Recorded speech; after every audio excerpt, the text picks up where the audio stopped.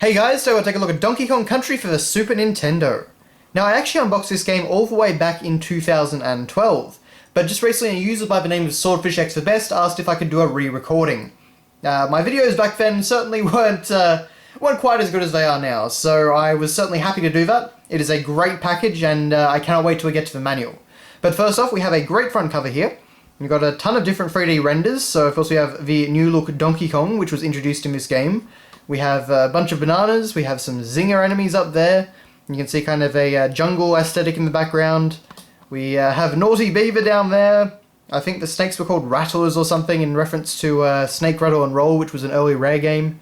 Poor little Diddy Kong is hanging on for dear life while riding Rambi the Rhino. And over here we have a Kremling. I don't know if that's Clunk or one of the other ones, but anyway, it's a very jam-packed front cover, and you can see over here an incredible 3D adventure in the Kingdom of Kong. The 3D was really the thing that was so exciting about this game, and yeah, the reason that a lot of people were very impressed by it at the time. Certainly no one expected the Super Nintendo to be able to do anything 3D, but the system really did a lot when you think about it. So if you look on the side here, you don't have the usual black background that the American boxes usually have. You actually just have this sort of jungle leaf aesthetic, which certainly makes the box stand out. I guess the idea was to make the game stand out on store shelves. A little bit annoying if you're a collector and you've got all the games lined up, you've just got one out of place, but still, I do really like the aesthetic. Okay, so on the back here, we have madness and mayhem in this 3D gorilla thriller. I really love the words gorilla thriller. That just makes me think of Michael Jackson's Thriller, except with gorillas, or DK even. That's a bit of a different DK rap, I guess, but we have some screenshots over here which show off the 3D graphics in all their beautiful 16-bit glory. And they're actually pretty good screenshots for the back of the box. A lot of games didn't have particularly good ones. Over here, of course, the most amazing 3D graphics and incredible sound ever! The biggest Nintendo adventure yet at an incredible 32 megs! Starring Donkey Kong and introducing his sidekick Diddy Kong! Battery-backed memory saves your progress! Yes, that is still a box dot point at this point. Saving is still a dot point. But, and of course, over 100 levels, including tons of secret and hidden bonus levels. So anyway, that is your look at the box. Next up, of course, we have our exciting Consumer Information and Precautions booklet. Yes, there we go, that's enough of that. And then we have our manual. Now, this is a manual, people. This is one of the best manuals that I've ever seen. Rareware manuals were always great in the old days. This is definitely one of the best out of those. So to start off here, we've got a nice render of Donkey Kong. We've got a banana, we've got a table of contents, we've got a sort of jungle aesthetic around the rims. All looks very nice. And then we get into a 4-page story prologue.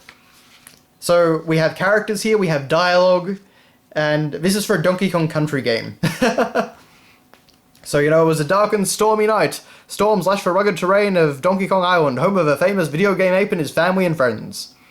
So, near Donkey Kong's treehouse, a small monkey named Diddy cowered in fear of a savage lightning which periodically illuminated the lush dark jungle that covered most of the island. It's actually a pretty good read, in all honesty. It's certainly very corny, but we've got some character development, because Diddy got put on guard duty by Donkey Kong, and you learn that Donkey Kong calls Diddy his little buddy. That's his kind of cute name for him and things like that. You have some kind of back and forth between Donkey Kong and Cranky Kong. Find your little buddy and retrieve a bunch of bananas? Cranky snorted. What kind of game idea is that? Where's the screaming damsel in distress? Diddy's obsession with being like me has gone too far. He may be a long way from being a true video game hero, but he had the guts, the reflexes, the heart. If you ask me, neither of you are ready for prime time, Cranky interrupted. You'll never be as popular a character as I was. Why, in my heyday, kids lined up to play my games. The quarters were stacked on the machine as they waited for their turn. If you go on this ridiculous adventure, you'll be lucky to sell 10 copies. Ha! Yes. So there's some of that good old Rareware self-referential humour. And you can see down here we have Cranky Kong. And you're only reading this because you're bored. Yep.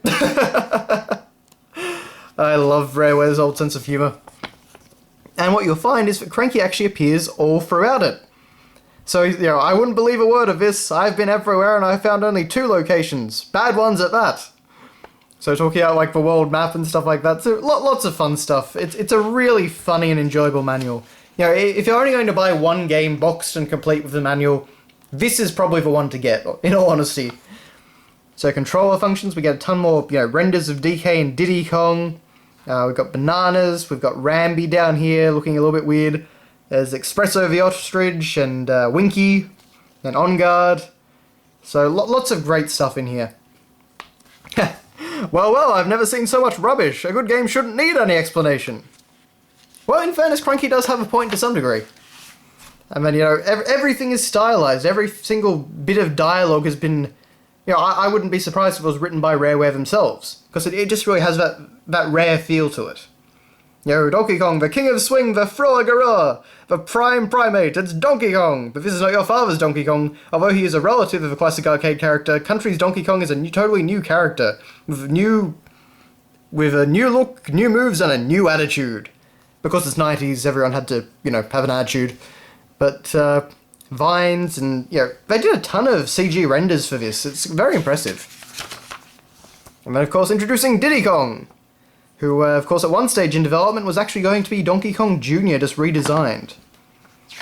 But, anyway, there's a lot of good stuff in this manual. Unfortunately, you know, it'd take a while to go over it. That's why my last video was over 10 minutes. But, I can't believe you're still reading this. What you need is a good thrashing. Bonus levels? Ha! Don't hold your breath looking for those. There are none. So, Cranky, of course, is being very belligerent. And then you have the Donkey Kong Country Atlas. So they literally have renders of all the different environments that you go to. And they explain, you know, details about why they're there in the world and stuff like that. I mean, you just don't get this sort of thing anymore. And it's really a shame because they put so much love and effort into this. So, yeah, it's definitely a fantastic manual. So, Treetops, Lost Mines, that's a very cute one. The Ruins, of course, the Caves. And of course your trusty animal friends, which some of which made it to the sequels and some of which didn't. I think, was it Winky that he's kind of appears in Cranky's house or something in Donkey Kong Country 2, something like that. And then we have the Kong family. So of course Funky Kong, you know, Candy Kong, and of course Cranky Kong. Which, at this point, they actually call him Donkey Kong's grouchy pappy. So presumably that means, yeah, I presume that means his father then. So, I don't know if that means grandfather or father, to be honest, but anyway, they always kind of go back and forth on that. But, and then we get some nice renders of the cool Kongs down here. Tired of me? You're lucky I'm here to brighten up this boring manual. Ah, dear. You know, I miss the days when Cranky would, you know, take the piss out of everything, basically. So, of course, in true SNES game manual fashion, we have King K. Rool's silhouette there. And, of course, Critter, Crusher, Clump, Claptrap, and Rock Croc. So all the different enemy renders and stuff like that. Oh, sorry, the snake was called Slipper. He just looks a lot like the snake from Snake Rattle and Roll. There's Critter and Crusher. Okay, so the one on the front cover is Crusher then. But, yeah, just so much good stuff in here. And then, of course, underwater enemies. All of those. Nope, none of these baddies are in. They must have slipped in the wrong instruction manual or something. And then we have Cranky's advice. So, tons of secret levels in this game. Always try to explore every level thoroughly to find these areas where you can earn extra lives. Of course, if I were playing, I wouldn't need any, but you might. Lots of great stuff like that. And there's even a page on the making of Donkey Kong Country. How many games have you found a manual for which have a making of page? I mean, it's not much, but it just talks about the special graphics technology, you know, comparing it to... You know, it's the same computer animation technique that was used in movies like Jurassic Park and Terminator 2. So, lots of cool stuff like that. That's it, the Silicon Graphics Computer, the CG... or SGI or something like that, I think it was named. But, yeah, just a really cool little detail.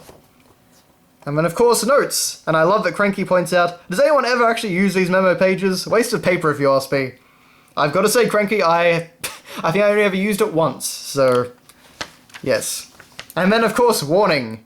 Copy? Who'd want to copy this game? So, yes, that is your Donkey Kong Country manual. And despite what I was saying, I've gone over 10 minutes anyway, but oh well. I think for this game it is worth it. And then finally, of course, we have our cartridge.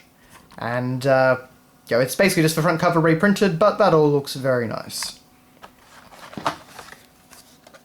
And for anyone that cares, there's the back. So that has been your look at Donkey Kong Country for the Super Nintendo. A fantastic game in my opinion. I really love playing Donkey Kong Country. And, great manual. If you're a collector, then you're really in for a treat. So thank you very much for watching, guys, and I will see you next time.